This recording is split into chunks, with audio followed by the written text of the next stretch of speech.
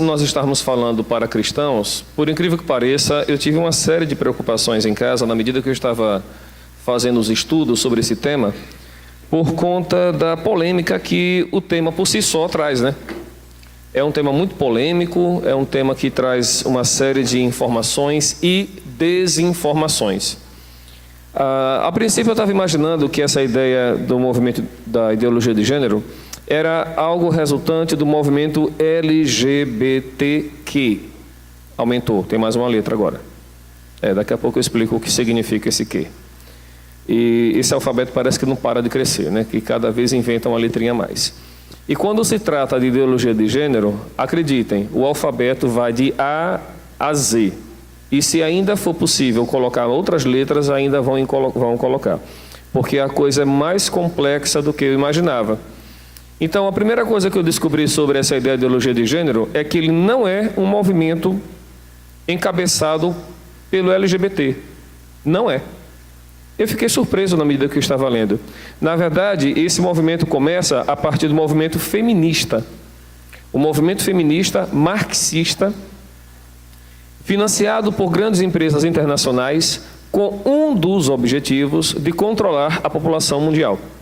A ideia é exatamente diminuir o crescimento da população através de projetos que permitissem o uso e a disseminação de métodos contraconceptivos, a esterilização em massa e, como resultado último disso também, a própria confusão sexual que está sendo implementada aí mundo afora. Por incrível que pareça, a forma mais adequada que eles encontraram para evitar o crescimento populacional é de questionar a ideologia de gênero, o que vem a ser exatamente a ideia de gênero. Então nós vamos começar trabalhando exatamente isso, tá? O que é gênero? Bom, é uma categoria feminista, observe a sutileza da coisa, tá? É uma categoria feminista que se refere aos papéis. Olha esse detalhe, papel feminino, masculino, em uma determinada sociedade. Qual é o papel do homem, qual é o papel da mulher na sociedade. E quando a gente trata a sociedade, eu não me refiro apenas ao Brasil, tá? Mas sociedade em tudo que é lugar do planeta. Segundo Johann Scott, trata-se de um saber, observe, saber, conhecimento, a respeito das diferenças sexuais, como significado de compreensão produzida pelas culturas e sociedades sobre as relações humanas, no caso, relações entre homens e mulheres. Saber, conhecimento, é um modo de ordenar o mundo. A forma como você vai produzir conhecimento é a forma como você vai ordenar, botar o mundo em ordem, da forma como eles assim entendem, da forma assim como eles querem. E como tal, não antecede a organização social, mas é inseparável dela. A organização da sociedade e a ordenança que esse grupo dá à sociedade andam a par e passo. É a mesma coisa segundo a ideologia de gênero. De onde é que começa isso aí? Bom, aquele figurinha lá no canto, acho que muita gente conhece, né? Karl Marx, né? A ideologia marxista diz assim: a ideologia de gênero surgiu por meio do livro A Origem da Família, da Propriedade Privada do Estado, de Karl Marx, publicado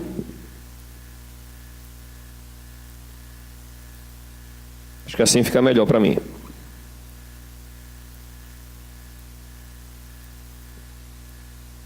Ops, fiz alguma coisa aqui.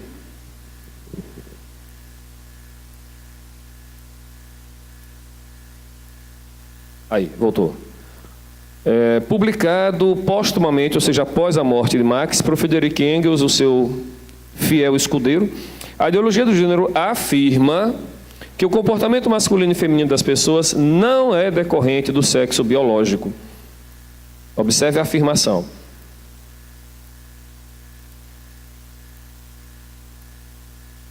Isso, garoto, quando eu crescer eu quero ser assim, viu?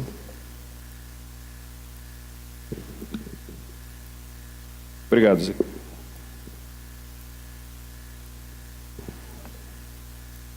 Observe aí, então você nasce menino e menina, então isso não influencia nada o seu comportamento. É isso que eles afirmam. Mas de uma identidade de gênero resultante de uma convenção social. Então, se você veste calça, é porque você é menino. Se você usa saia, é porque você é menina. E quem colocou isso? A sociedade. A sociedade impôs que assim você se vestisse. Portanto, segundo o que nós vamos ver daqui adiante, se o menino quiser usar saia, qual é o problema? Se uma menina quiser usar roupas de homens, qual é o problema? Dentro da ideologia de gênero. Porque, segundo eles, o nosso comportamento enquanto homem e enquanto mulher é uma convenção, é algo que foi imposto por essa sociedade em que nós vivemos. Imposta aos indivíduos. Inicialmente empregados como sinônimos, o termo gênero, para estes ideólogos, deve substituir a palavra sexo. Então, você não é sexo masculino ou sexo feminino. Tanto é assim que quando uma criança, dentro da ideologia de gênero, nasce, não se deve falar que é menino ou que é menina, mas sim criança. Porque o gênero que essa pessoa venha adotar, porventura, obrigado, vai ser fruto da escolha dessa própria pessoa. Então está errado, na cabeça desse povo doido aqui, chamar um menino de menino e chamar a menina de menina. Tem que chamar de criança, porque ele ainda não sabe o que vai ser quando crescer. Tá? Então eles querem substituir a palavra sexo por gênero. Para esses ideólogos, deve substituir a palavra sexo nos documentos oficiais, não para defender uma justa igualdade de direitos entre homens e mulheres, nem mesmo para compreender e respeitar eventuais minorias, mas para impor uma agenda destrutiva da família e da dignidade das identidades sexuais naturais em favor de uma sexualidade poliforma, sexualidade de várias formas. Nós vamos ver mais adiante um pouquinho sobre isso. Existem várias formas de você expressar a sexualidade segundo essa ideologia. Você não é homem, você não é mulher. Você pode ser o que você quiser ser, na cabeça desse povo aí. Poliforma e desordenada, ou seja, não está dentro da forma. Lembra que esse sujeito aqui, ó, que fala sobre ordenar o mundo, olha lá, na terceira linha de baixo para cima, ó. Então aqui ele fala que esse mundo ele deve ser desordenado, não deve ter uma ordem, não deve ser da forma como nós aprendemos. E aí vem os discípulos, né? A partir de Marx vem aí um monte de gente que começou a falar um monte de doidice. Essa Simone de Beauvoir: ninguém nasce homem ou mulher, mas deve se tornar. Essa condição, ela é muito comum dentro das universidades. Quem já passou aí pelos cursos superiores sabe que dentro das universidades isso acaba sendo muito comum. Ninguém é menino, ninguém é menina. Você vai se tornando a partir daquilo que você se descobre enquanto menino, menina ou coisa alguma. Que também tem essa possibilidade de você não ser nem uma coisa nem outra. Depois vem mais, essa Judith Butler. Se eu não me engano foi ela que esteve aqui no Brasil, ou estava para vir no Brasil por esses dias, né? Lá no SESC São Paulo, não é isso? Esteve, né? Ser homem ou ser mulher não é biológico, veja aí, mas é gênero. Papel que cada um constrói, destrói e modifica como quer. De manhã nasci menino, de tarde resolvi virar menina, de noite sou uma árvore. Mas é isso que o texto coloca. Porque, inclusive, nós vamos ver mais adiante um pouquinho, existem centenas de gêneros. Centenas, tá? O estado de Nova York reconhece 32 gêneros diferentes. Diga aí. 32 gêneros diferentes o estado de Nova York reconhece. Fora o que o mundo inteiro possa imaginar, né? Destrói e modifica como quer, de modo indefinido e indefinível. Não dá para eu definir, e você pode ser aquilo que você quer, na hora que você quer, do jeito que você quer, a partir da sua própria construção. E é óbvio que a gente vai construir uma coisa, para se construir é necessário antes desconstruir. Então, tudo que essa ideologia de gênero tem sido proposto é na ideia ou na perspectiva de desconstrução de uma sociedade que nós entendemos como sendo uma sociedade cristã, que apesar de todos os defeitos que nós podemos encontrar, posto que somos humanos, mas é uma sociedade ordenada. Então é necessário que haja desordem, a destruição, para daí então se começar a construir algo novo. Essa versão feminina do John Lennon, não parece, lembrei dela, Sulamita Firestone. Essa pessoa, ela escreveu um livro, e a partir desse livro, ele cria, o livro é A Ditadura dos Sexos. A criatura faz o passo a passo para a destruição da família. Gente, eu não estou exagerando não. É assim mesmo que ela coloca. A família é inimiga da libertação da mulher. É essa a forma que ela entende. Portanto, para você construir algo novo, é necessário que antes seja algo destruído. E qual é esse algo que eles querem destruir? A família. Qual é a família dentro da concepção judaica cristã na qual nós vivemos? Pai, mãe, filhos. A partir da ideia de você destruir a família, você quebra tudo isso. Você quebra. Aí, em algumas escolas que a gente trabalha, a gente ouve a história da nova forma da família. O novo formato que a família tem adotado. Homem com homem adotando criança, mulher com mulher adotando cavalo, cachorro. É a nova família que nós temos hoje. Aliás, é bem da verdade que a gente observa que tem muitos casais, sejam homossexuais, sejam heterossexuais, que estão preferindo ter cachorros, ter gatos, do que ter filhos, né? É outra situação também a se pensar. Adriano Germain, nós temos que emancipar a mulher. Olha que coisa essa criatura fala, hein? Nós temos que emancipar a mulher da tirania da família, do casamento e da maternidade. Gente, ser mãe, na concepção desta moça, é uma tirania. É algo ruim. Ser casado, ser casada, é algo ruim na cabeça dessa mulher. Ter família é algo ruim. E aí é o primeiro passo que a gente começa a observar as contradições que essa ideologia de gênero traz. Porque eles pregam que, inclusive, você pode casar até com uma árvore, se você quiser. Né? Não é verdade. Casar com o que você quiser. Se você quiser casar com bicho, pode casar com bicho. Tá? Porque você é poliforme.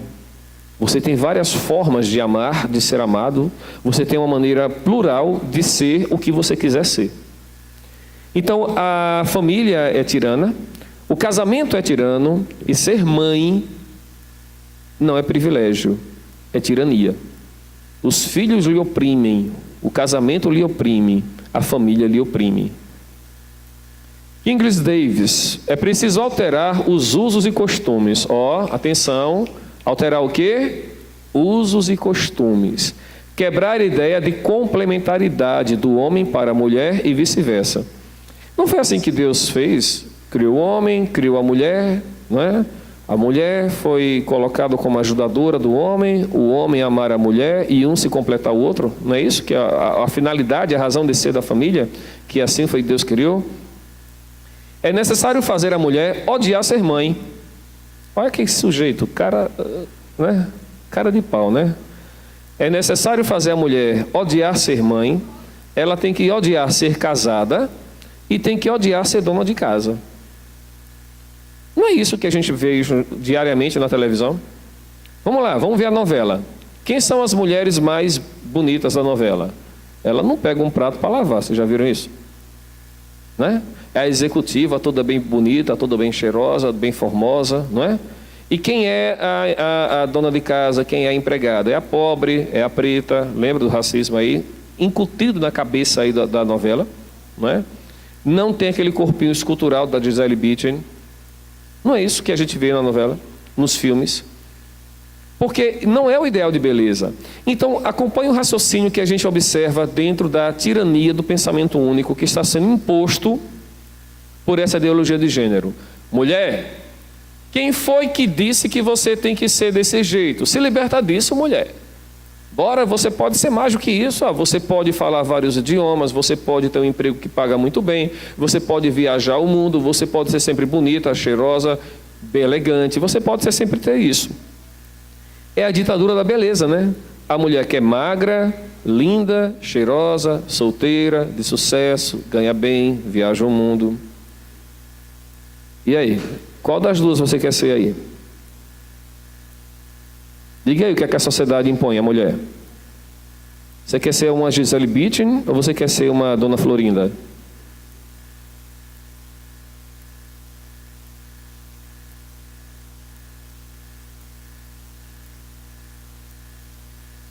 E aí? Mas observe que a forma como é posto o negócio não é para que você possa encontrar talvez um meio termo entre você ser uma mulher que trabalha, que tenha sucesso, e ao mesmo tempo sua família. Dona Vera?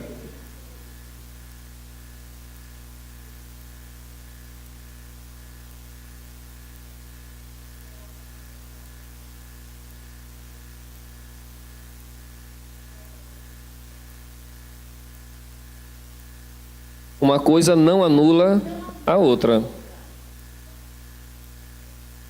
Isso aí, ó. Uma mulher linda, né, Dona Vera? Isso.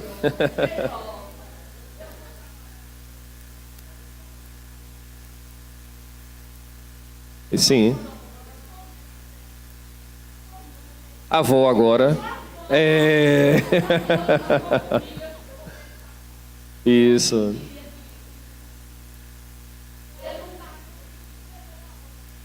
E a avó conseguiu.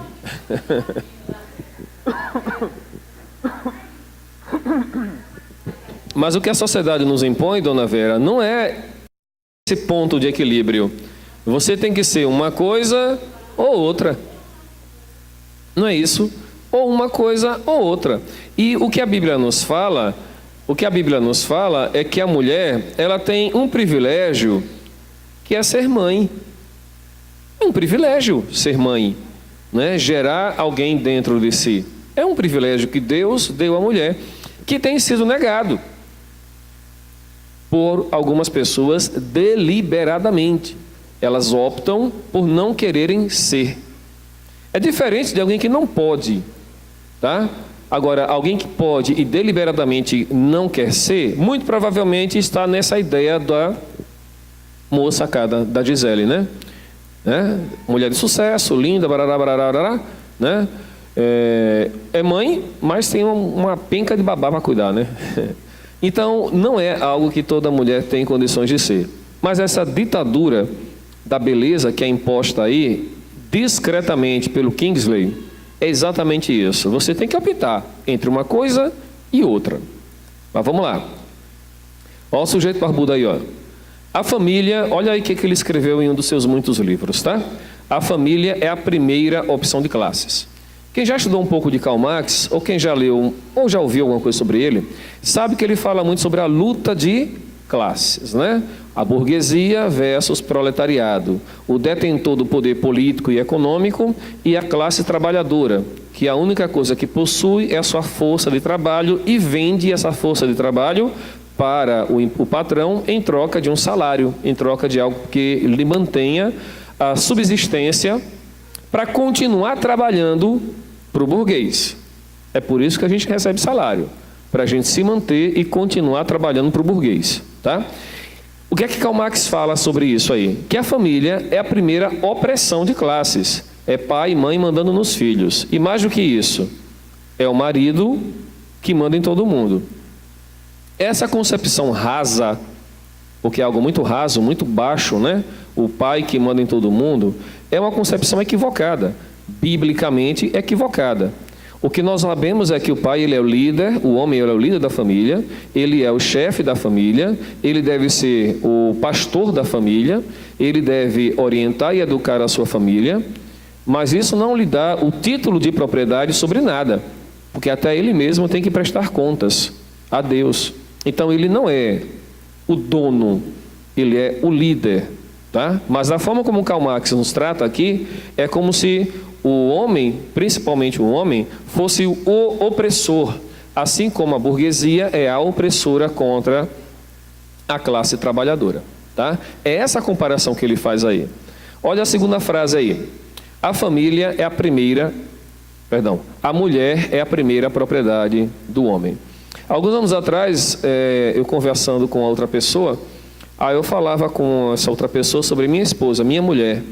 Aí a criatura falava, sua mulher? Não, ninguém é de ninguém. Diga aí. Já ouviram essa expressão? Que ninguém é de ninguém? Aí eu tive que recitar para ela, né? Eu sou da minha amada, a minha amada é minha. Porque ela não entende que a ideia judaica cristã, o sentimento cristão não é de propriedade, não é de posse, mas é de complementaridade. É o sentimento de que um completa o outro. Graças a Deus, né? Porque do jeito que eu sou inflamado, se eu fosse sozinho, sem Dona Silva para me segurar a régua de vez em quando, né? Eu já tinha explodido várias vezes, né? Né, Dona Silvia?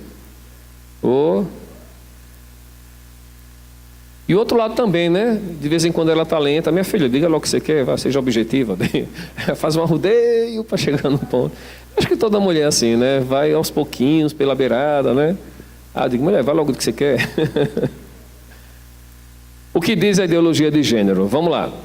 A ideologia de gênero, ou melhor dizendo, a ideologia da ausência de sexo, lembrem-se, ninguém é homem, ninguém é mulher. Ou melhor, ninguém nasce homem, ninguém nasce mulher. É ausência de sexo. É uma crença segundo a qual os dois sexos, masculino e feminino, são considerados construções culturais e sociais. E que por isso, os chamados papéis de gênero, que incluem a maternidade na mulher, que decorrem das diferenças de sexo alegadamente construídas e que por isso não existem, são também construções sociais e culturais. Então, tudo o que nós somos é meramente um papel construído socialmente. O que, na verdade, o texto está dizendo é o seguinte, não existe Deus. Observe. O que é que o texto está colocando aí? Não existe Deus. Quem foi que deu o papel social do homem? Deus. Quem foi que deu o papel social da mulher? Deus. Podemos construir isso na nossa sociedade, colocando alguns elementos que um possa ajudar o outro? Beleza, não custa absolutamente nada eu ajudar a minha esposa. A minha esposa também não empata em nada ela me ajudar. Mas um não toma o papel do outro, eu jamais serei mulher. A mulher jamais será homem. Então não se tem como você inverter os papéis, tá? E aqui é bom que fique claro que o papel de mulher não é esquentar a barriga no fogão e esfriar na pia. Não é isso que nós estamos falando. Não é disso que nós estamos falando. É o papel social que cada um exerce dentro da sociedade e, obviamente, dentro da família, que é a célula máter da sociedade. Não é isso? O que diz a ideologia de gênero? Bom, aí a gente vê um pensamento, uma evolução histórica desse negócio. Primeiro, eu nasci assim, é o complexo de Gabriela, né? Eu nasci assim, lembra dessa música de Gabriela? A ideia genética. Então o cara nasceu daquele jeito. E aí eu já vou começar a puxar para o lado da homoafetividade, tá? Ou homossexualidade. E é bom lembrar que quando nós falamos em homossexualidade, não é apenas homem, mulher também, tá? A homossexualidade aplica-se tanto a homem quanto a mulher, e não apenas aquele estereótipo que nós temos de homem gay. É porque na maioria das vezes, quando o cara é gay, a gente bate o olho e já observa algum trejeito. E mulher nem sempre. Até mesmo que pela nossa sociedade é comum a mulher andar de mão dada com outra mulher, não é? Dá um beijo no rosto em outra mulher, dá um abraço mais carinhoso em outra mulher. A nossa sociedade aceita isso. E a gente não vê isso muito com o homem, né? Andar de mão dada com outro homem, né? Trocar beijinho, né? A gente não vê isso, né? Então, duas mulheres até podem ser lésbicas e a gente não ter essa notoriedade. Já o homem, até pelos trejeitos afeminados que vem adquirindo, a gente consegue observar com maior facilidade. Mas, enfim, a homossexualidade não é exclusividade de homem, também atinge e muito as mulheres. A Organização Mundial de a ONU, alguns anos atrás, estabeleceu uma estimativa de que 10% da população mundial é gay. 10%, tá?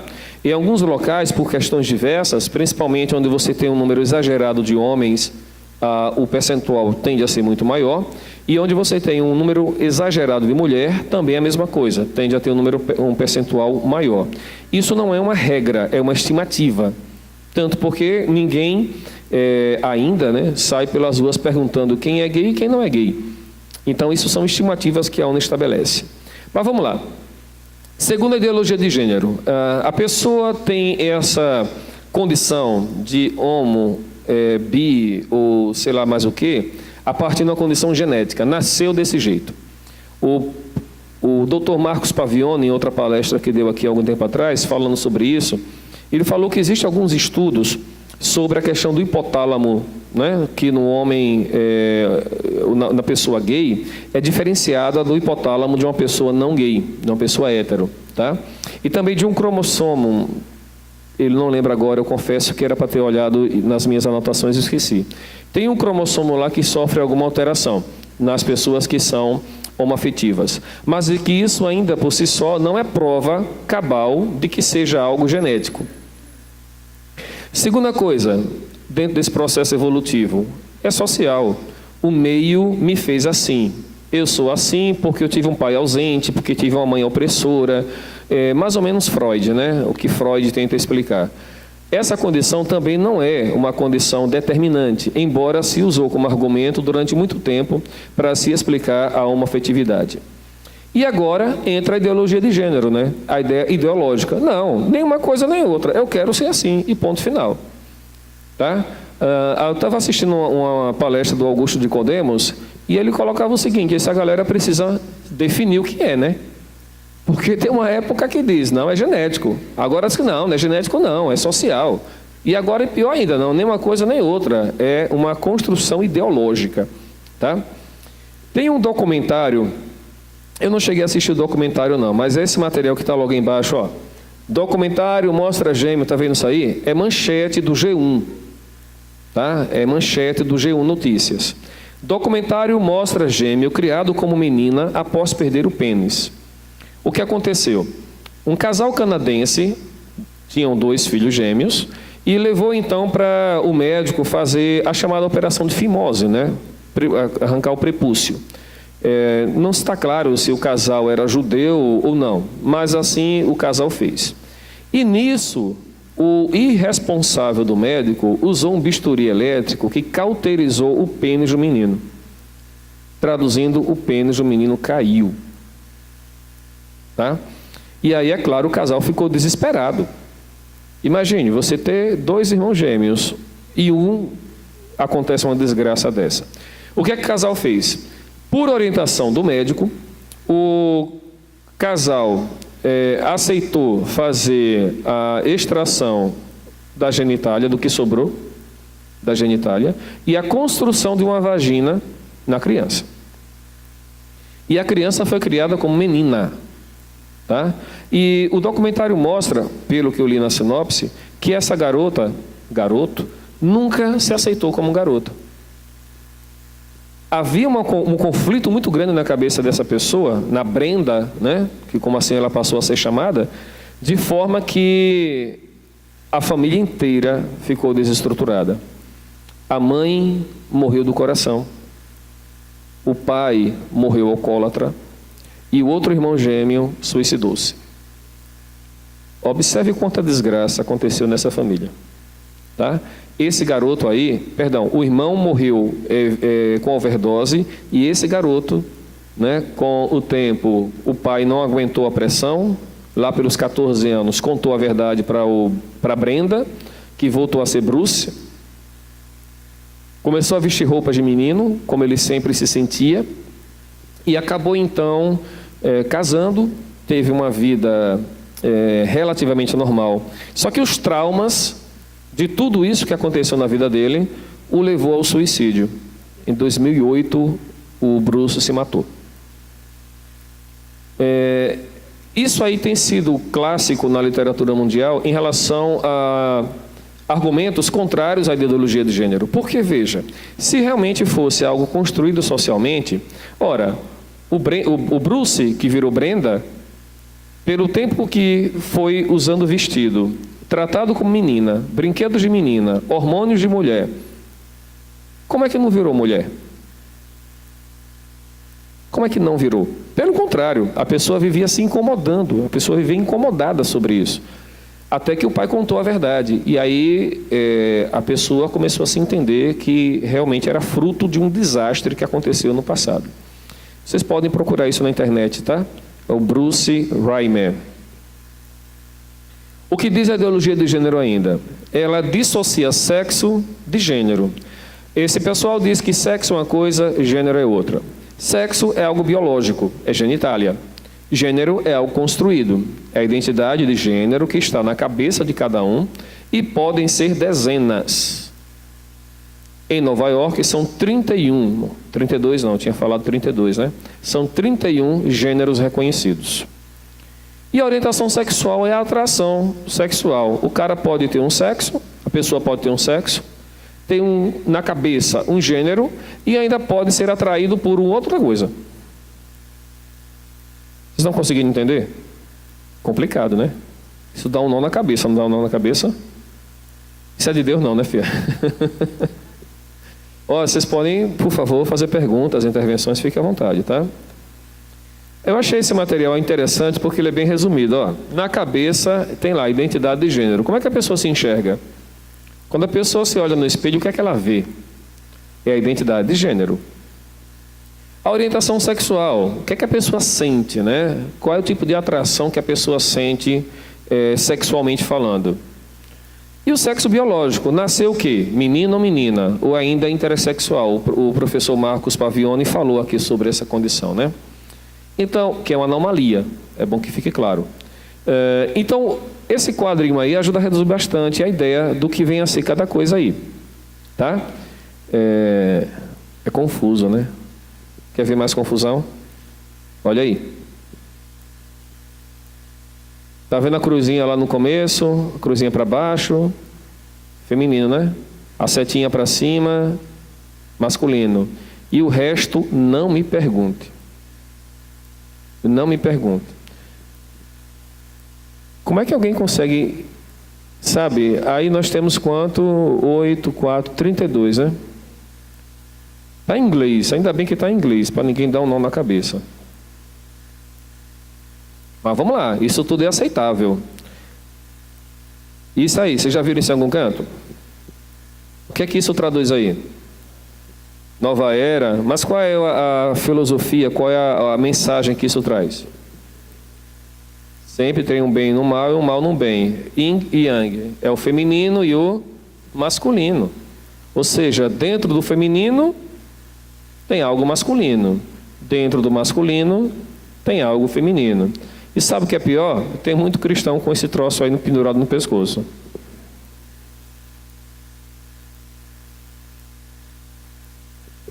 Vocês já viram o colazinho aqui, pessoal, né?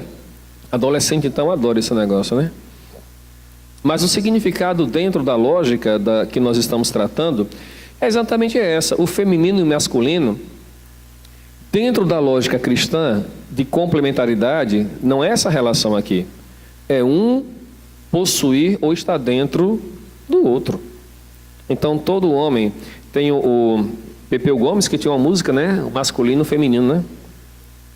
Não é? O Pepeu Gomes tinha uma música dessas aí no passado que mostrava bem um negócio desse, ser masculino, feminino, né? Ele não nega o meu lado feminino. É um negócio desse aí. Até bota Deus. Se Deus não é menina nem menino, é verdade. Bota Deus na história. Quais são os objetivos da ideologia do gênero? Olha, veja só. Aqui eu peço a vocês toda a paciência para a gente tentar entender isso aí. Não são verdades absolutas, mas são itens que valem a pena ser refletidos, tá? Primeiro, controle populacional global. Por quê? De onde é que veio no século XX a ideia de ideologia do gênero? Das fundações Rockefeller, da Fundação Ford, que espalhadas pelo mundo começavam a estimular o controle da natalidade. Aqui no Brasil tinha uma BENFAM, Sociedade de Bem-Estar da Família, que atuou no Brasil nos anos 60, 70, por aí, que ajudava muito na distribuição de pílulas, preservativos, né? Métodos anticoncepcionais ou contraconceptivos, esterilização em massa. Quem é dos 40 para 50 anos talvez lembre aí que na década de 80 houve um crime no Brasil exagerado, que foi a esterilização feminina. A mulher ia para a mesa de parto, né? E lá no parto o médico fazia a laqueadura de trompas, né? Arrancava lá e fazia o que a gente chama de ligação, né? A mulher está ligada, não é assim? Sem o consentimento. Sem o consentimento da família. O médico entendia que devia fazer, alguém financiava, para ele fazer isso, e muita gente foi esterilizada no Brasil nesse período. Muita gente, não foi pouca não. Quem é que financiava esse negócio? Fundação Rockefeller, Fundação Ford, as grandes fundações mundiais, com muito dinheiro, interessadas no controle da natalidade. Qual é o objetivo final disso? Vamos lá. Vamos falar já sobre isso. Atende ao capital. É outra condição também. Filho da despesa. Mas vamos lá. Quando o meu filho mais velho foi... Silvia estava grávida do mais velho. Eu lembro que ali na rua de São Cristóvão, haviam várias lojinhas de artigos para bebês. Tinham várias. Era o ponto na cidade que mais tinha lojas. Acho que tinha umas 5 lojas por aí. Passando por lá outro dia, eu percebi que só tinham 2. E mesmo assim não eram apenas artigos para bebês, eram para juvenis também. Como a população brasileira já não está tendo tantos filhos quanto tinha no passado, então essas lojas fecharam ou mudaram de ramo, ou foram se adaptando, tal. Essa condição de reduzir o número de filhos está relacionado a quê? Quem tem mais filho, pobre ou rico? Qual é a condição que se passa indiretamente? Pessoas que têm muitos filhos são pobres porque têm muitos filhos.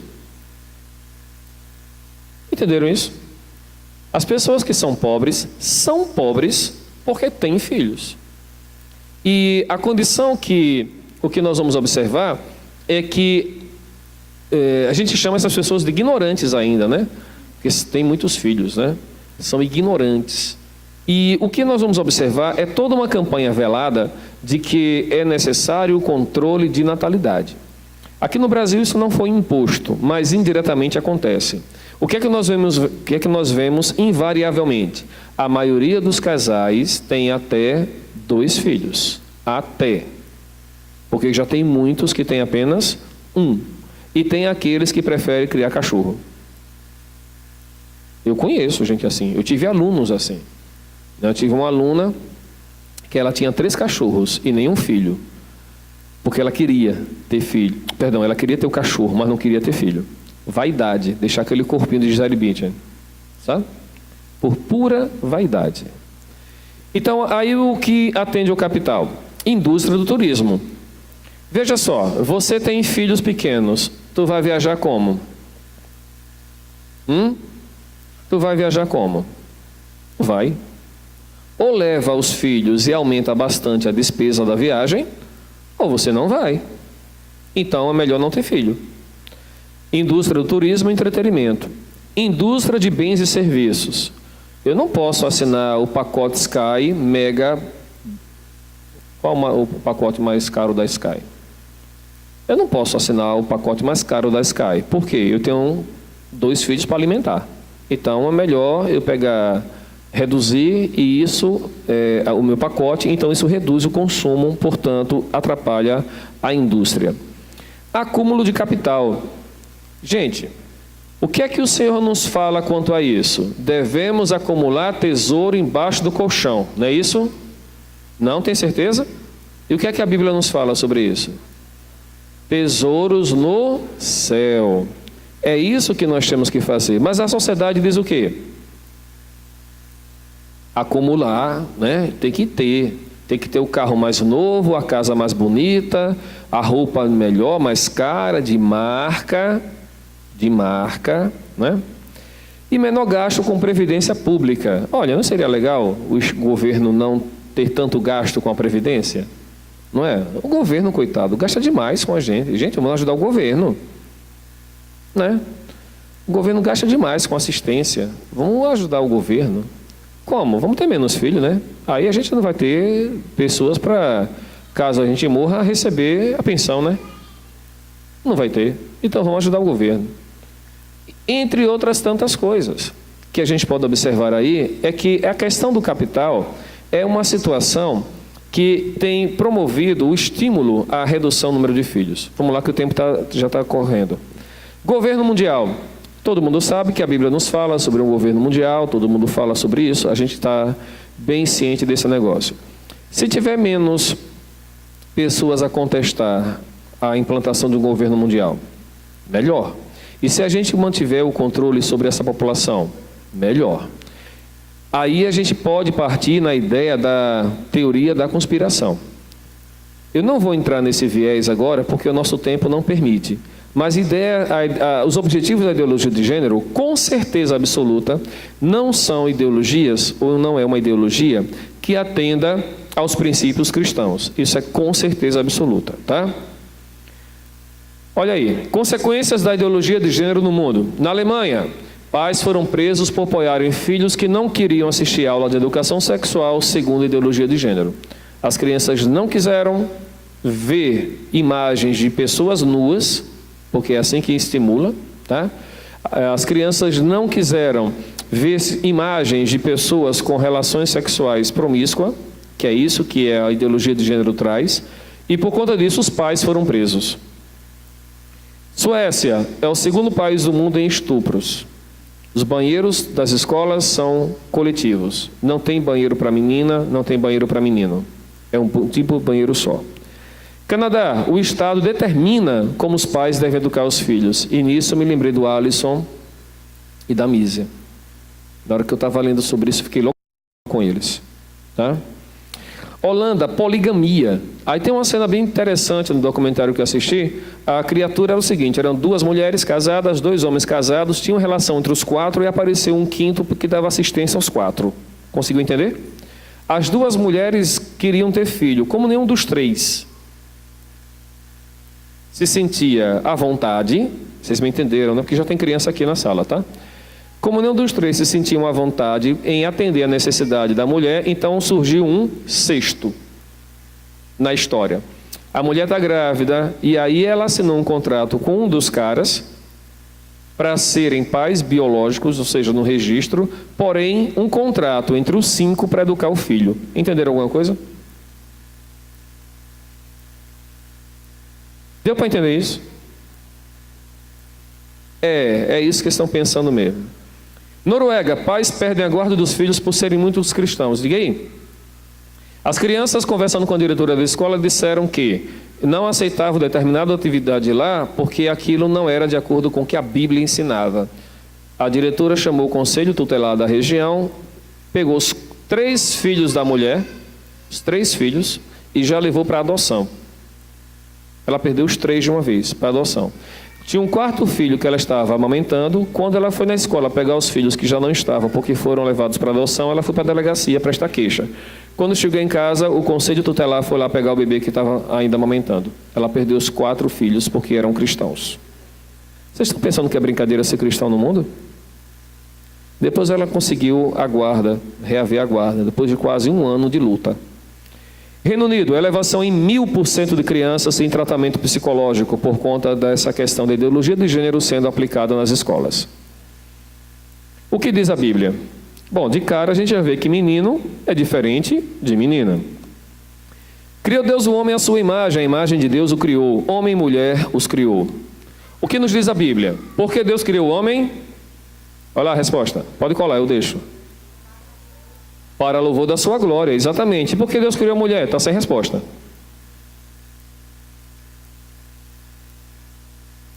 Para louvor da sua glória.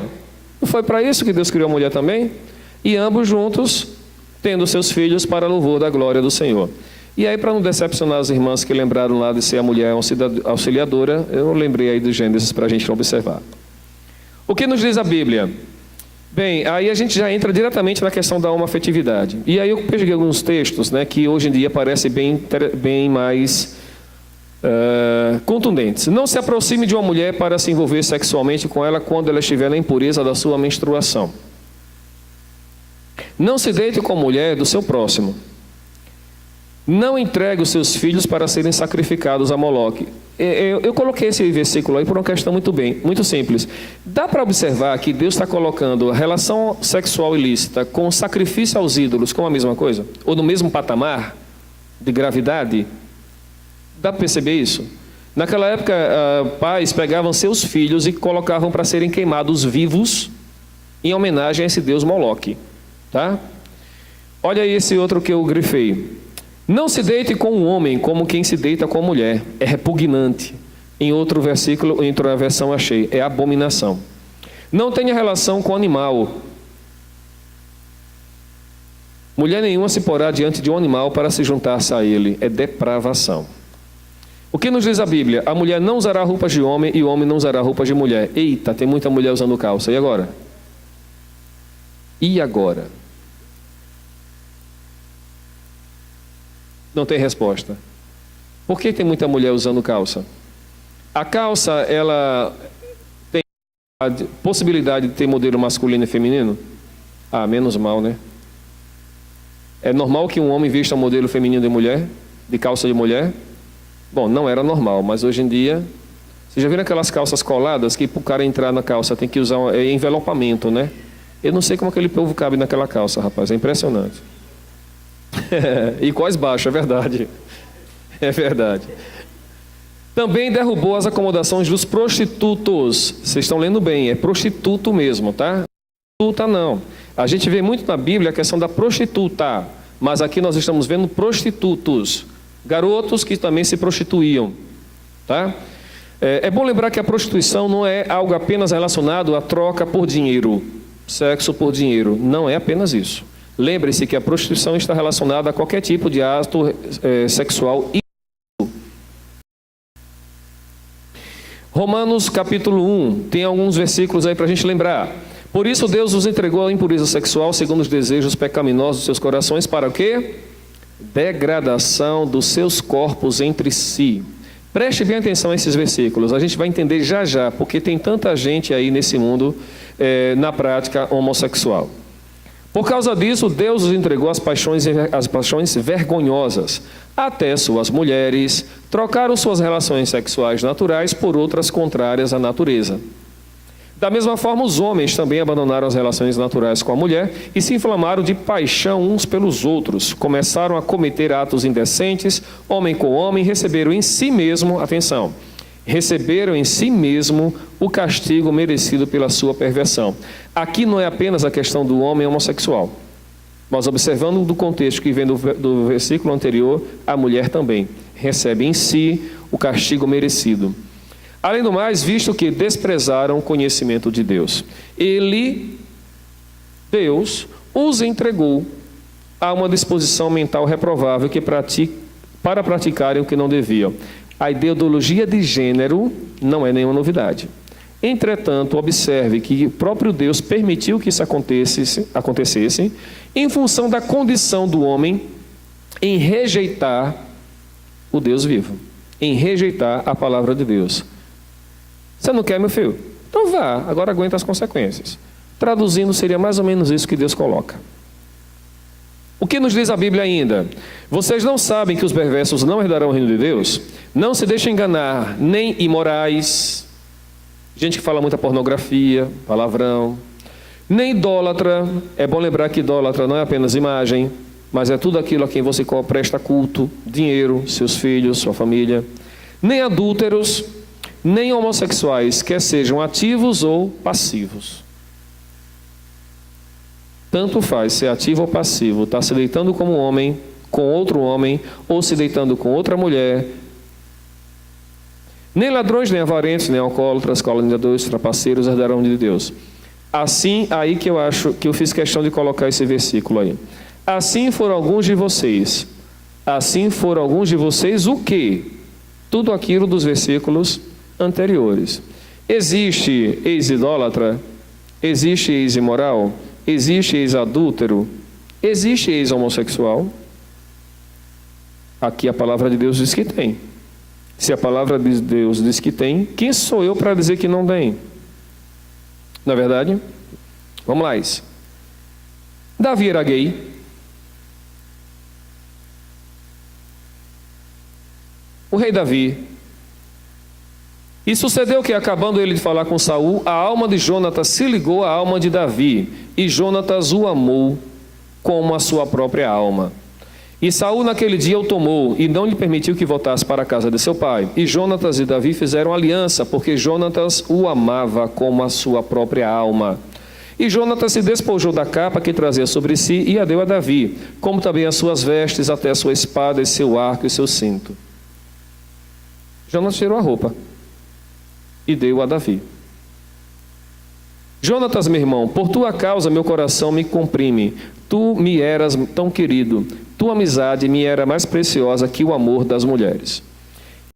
Esses dois textos de 1 e 2 Samuel têm sido utilizados pelo movimento LGBTQ, a gente vai chegar no que já, tá? No LGBTQ, como sendo que Davi era gay. Davi era gay, meus irmãos. Meu irmão, era um cara do maita de um mulherengo, velho. Pensa no cara mulherengo. Davi teve dezenas de mulheres, né? A dificuldade de Davi nunca foi homossexual. Pelo contrário, o seu problema era a poligamia. A gente vê isso com Mical, Abigail, Aionã, Maaca, Agita, eu acho que é assim que fala, Abital, Egla, Batseba, que é a mais famosa em função de tudo que ele fez, né? O rei, e o seu adultério com a mulher de Urias mostram que a dificuldade do famoso salmista era heterossexual. Então não caiam nessa conversa de movimento LGBT dizendo que Davi era gay. Pelo contrário, o cara gostava de mulher. E pelo que a gente vê aqui, um bocado, né? O bicho era danado.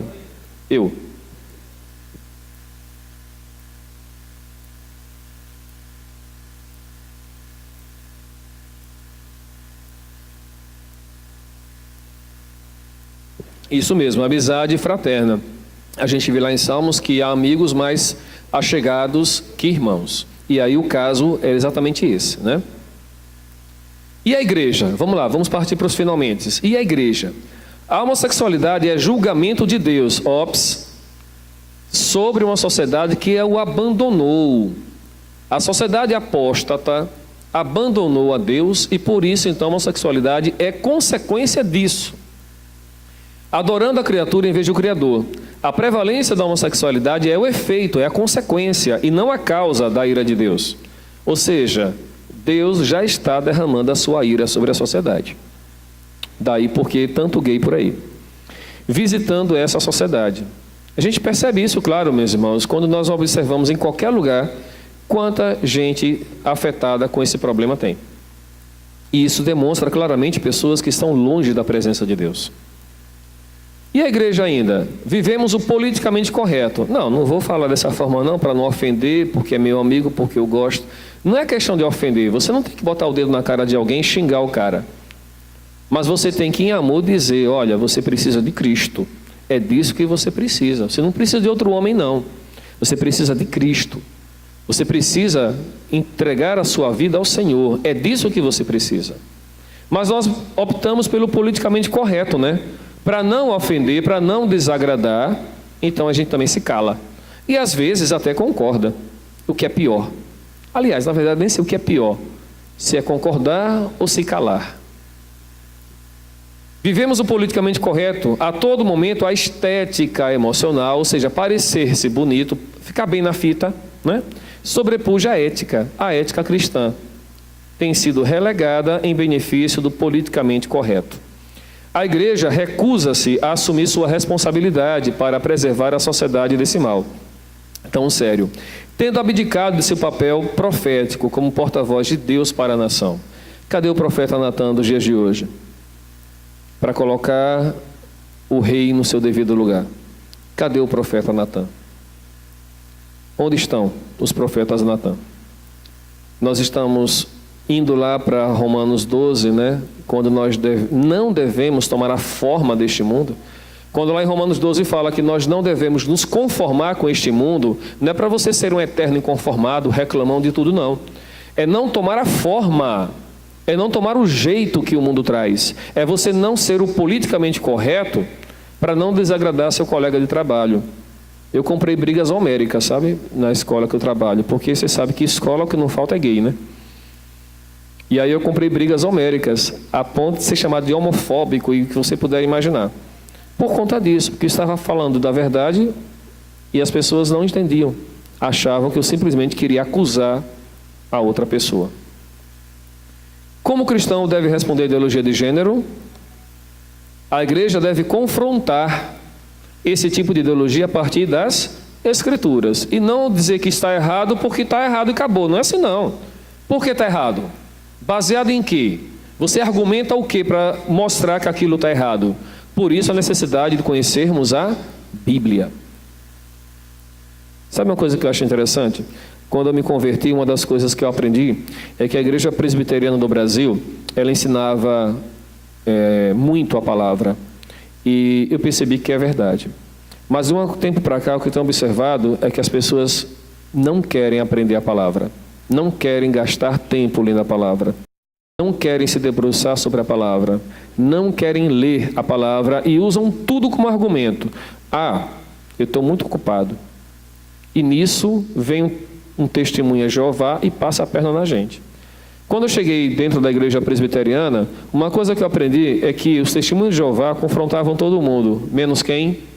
Os presbiterianos, porque a gente pegava a Bíblia e dava na cara deles. Hoje eles estão tão desaforados que até diante da gente ele quer fazer a mesma coisa. Eu não estou falando mal de outras igrejas não, por favor. Eu estou falando daquilo que eu aprendi dentro da nossa igreja. A gente tem que se esmerar, meus irmãos, em conhecer a palavra, porque do contrário seremos levados por qualquer vento de doutrina. Vamos lá. A igreja deve confrontar esse tipo de ideologia a partir das Escrituras, que nos diz que Deus criou o homem à sua imagem e semelhança. Homem e mulher os fez. Criou Adão e Eva. Não foi Adão e Ado. Nem Eva não foi. É Adão e Eva. Ou seja, a determinação biológica, sexual e genérica é feita no nascimento. Experimentos mostram o seguinte: crianças de 9 meses que já começam a engatinhar colocaram meio mundo de brinquedo ao redor. Os meninos foram em busca de brinquedos de meninas. Meninas em busca de brinquedos de meninas. Uai, com 9 meses? Exatamente, porque a condição já vem do berço. É natural. Nós nascemos homem ou nós nascemos mulher. Isso é uma frase do reverendo Augusto Nicodemos.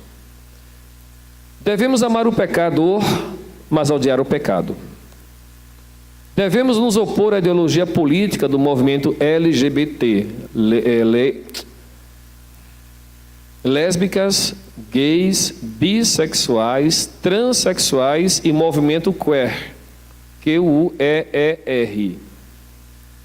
Eu não sei se fala queer ou queer. O pessoal bom de inglês, como é que fala aí? Queer? Não é queen não. É R no final. É queer, movimento queer. Que é exatamente o pessoal que trata a ideia de ideologia de gênero. Ou seja, são os apoiadores, né? Não tem aquela história dos simpatizantes? É mais ou menos isso. Então, devemos nos opor dando uma resposta individual. Qual é a resposta individual que a gente tem que dar para essas pessoas? A salvação pela graça no Senhor Jesus Cristo. E lutando contra a ditadura do pensamento. O que é isso? Eu não posso me opor à ideologia do gênero, porque senão seria homofetivo. Homofóbico, obrigado. Eu seria homofóbico. Quer dizer, então, está calado o que os outros querem impor à sociedade, inclusive na minha família. Porque isso está sendo colocado nas escolas, e meus filhos estão nas escolas. A escola vai ensinar a ideologia LGBTQ, ou a ideologia de gênero, e eu, como pai, não posso fazer isso. Loucura! A igreja tem o papel de se opor a isso, sim. Temos o papel e a obrigação de fazermos isso, porque nós somos aqueles que o Senhor nos chamou para proclamarmos as verdades do Evangelho. Deus não nos chamou para ser covardes. Temos que confrontar. Temos que dizer que está errado. Mas temos que dizer que está errado à luz da palavra. E não apenas dizer que está errado porque está errado. Isso não é argumento. Combater a feminização da fé e da sociedade e o movimento feminista na igreja. O movimento feminista foi que deu início a tudo isso. E ele tem entrado nas igrejas de tal forma que nós vamos ver aqui, na nossa igreja, não estou falando das outras igrejas não, aqui, IPJO, homens que têm medo de suas esposas. Homens que têm medo de suas esposas. Não estou falando respeito não. Não estou falando de respeito, é medo. Tem negado o seu papel enquanto homem. Tem negado o seu papel enquanto macho, enquanto espécie. E eu não estou falando de machismo, saindo dando tapa à torta direito, não. Não é disso que eu estou falando. é assumir o seu papel enquanto homem dentro da sua casa, enquanto líder, que ama e respeita e orienta a família nos pés do Senhor. É disso que nós estamos falando. Esse movimento feminista tem sido danoso dentro das igrejas. E a feminização da fé, a fé suave, ou seja, é um Deus que é amor. Beleza, realmente Deus é amor, mas Deus também é justiça. E esse lado da justiça de Deus tem sido negado, exatamente porque a fé tem sido feminilizada. Precisamos repensar o que nós estamos pregando nos púlpitos e aquilo que a gente está observando enquanto prática diária do Evangelho. Como o cristão deve responder? Fortalecer a família, com homens cumprindo o seu papel determinado por Deus como líderes do lar. E aí eu coloquei esse texto de Efésios, que é muito conturbado, principalmente pelo movimento feminista, né? Sujeitem-se uns aos outros por temor a Cristo. Eu fiz questão de colocar o versículo 21 primeiro. Está dizendo aí que é sobre homem e sobre mulher? Está dizendo que é sobre pai e sobre filho? Está dizendo o quê? Sujeitem-se uns aos outros, por quê? Por amor, por temor ao Senhor. Mulheres, sujeitem-se a seus maridos como ao Senhor, pois o marido é o cabeça da mulher, como também Cristo é o cabeça da igreja, que é o seu corpo, do qual ele é o Salvador. Assim como a igreja está sujeita a Cristo, também as mulheres estejam sujeitas a seus maridos. Esses dois versículos 22 e 23 são abomináveis no movimento feminista. Mas o que é que nos diz o versículo 25? Maridos, amem suas mulheres, assim como Cristo amou a igreja e entregou a si mesmo por ela. É o amor que deve ser o baluarte dessa família, e não uma imposição por ser macho, ou a outra que se acha mais macho do que o macho. Vocês conhecem gente assim? Pois não. Fala um pouco mais alto, por favor.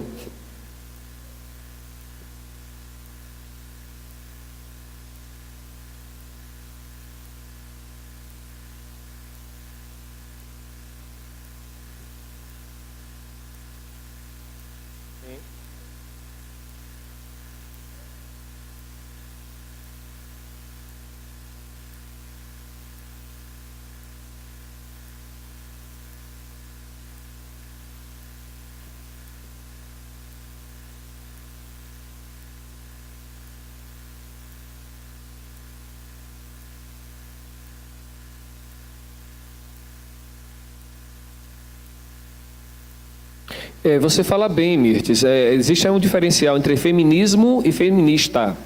O movimento feminista é esse movimento radical que quer colocar a mulher em alguns papéis que deveriam ser dos homens.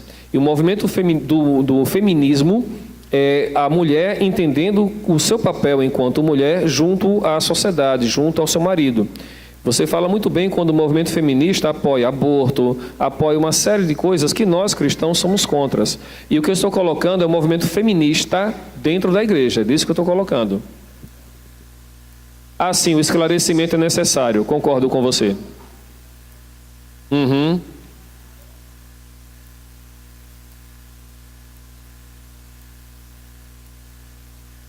Uhum.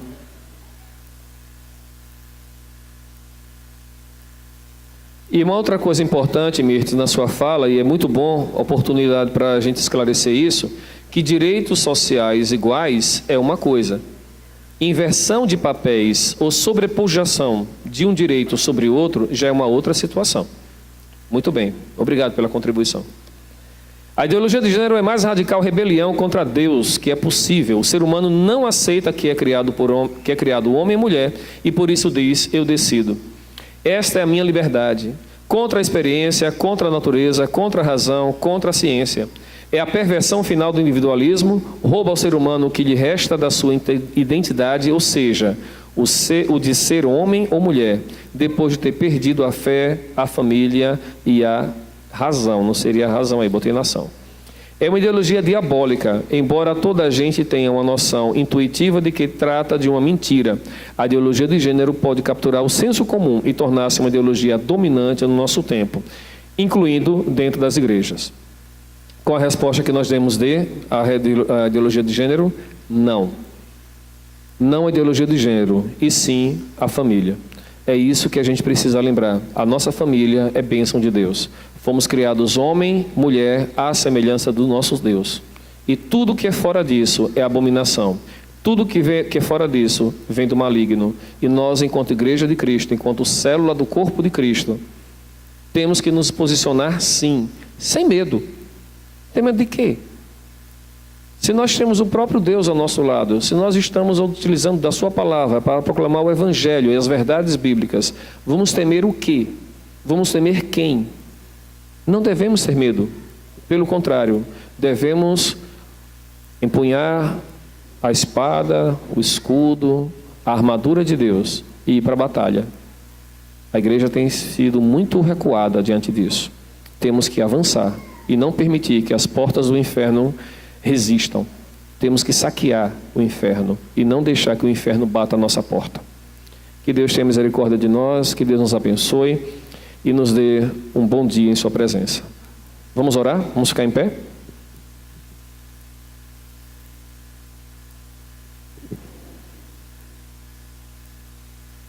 Paulo, você pode fazer essa oração. Senhor Deus, nós te louvamos, Pai, por este momento. Muito obrigado, Senhor, pela explanação da sua palavra, que é tão gratificante, Deus, estarmos aqui, tão edificante ouvir a tua palavra. Muito obrigado, Senhor, porque o Senhor usou o teu servo, Pai, com palavras inspiradas pelo teu Espírito, trazendo luz, trazendo clareza, entendimento à tua igreja, de como ela deve se portar, Pai, diante da cultura que tem se gerado, que tem crescido no nosso país. Deus, nós te agradecemos, porque nós não merecemos nada, Senhor, mas o Senhor nos amou. O Senhor nos amou e se deu por nossas vidas, o Senhor nos deu a vida eterna. Pai, o Senhor nos ama incondicionalmente e nós não temos como pagar. Nós só temos a agradecer e a agradecer. E pedir misericórdia pelas nossas vidas, pedir misericórdia pelos nossos pecados. Pedir que o Senhor conduza nossas vidas, Pai, de acordo com a tua palavra. Senhor, que nós possamos sair daqui alimentados, com o nosso coração esperançoso. Que nós possamos sair daqui com uma postura diferente, Senhor, do que chegamos. Que nós possamos, Pai, nos levantar em defesa do teu evangelho. Que possamos nos posicionar, Senhor, em toda a causa que se levante contra a tua palavra. Que nós possamos, como igreja, Deus, estar determinados a fazer a tua vontade. Que possamos ter a tua palavra como regra de fé e de prática, Senhor, para as nossas vidas. Senhor, muito obrigada, Deus, pela sua misericórdia, pelo seu amor, pelo seu cuidado com a sua igreja. Nos leva agora, Senhor, para os nossos lares, em paz e em segurança. E que possamos estar unidos e reunidos em um só pensamento, em um só amor, em um só coração, em uma só unidade, em uma só fé, aqui à noite, para louvar e engrandecer o teu santo nome. Muito obrigada, Jesus. Amém.